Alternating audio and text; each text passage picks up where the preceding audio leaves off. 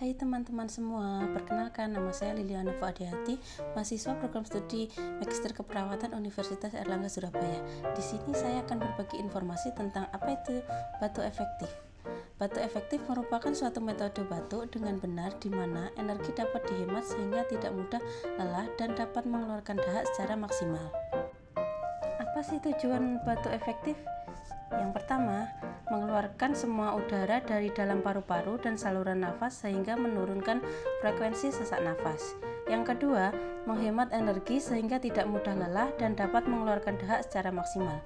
Yang ketiga, melatih otot-otot pernafasan agar dapat melakukan fungsinya dengan baik. Yang keempat, melatih klien agar terbiasa melakukan cara pernafasan dengan baik. Bagaimana cara melakukan batuk efektif yang benar? Mari kita ikuti langkah-langkah berikut. Langkah pertama, tarik nafas dalam melalui hidung selama 4 detik. Ditahan selama 2 detik, kemudian dikeluarkan dari mulut dengan bibir mencucu atau dibulatkan selama 8 detik. Ulangi tarik nafas dalam hingga 3 kali.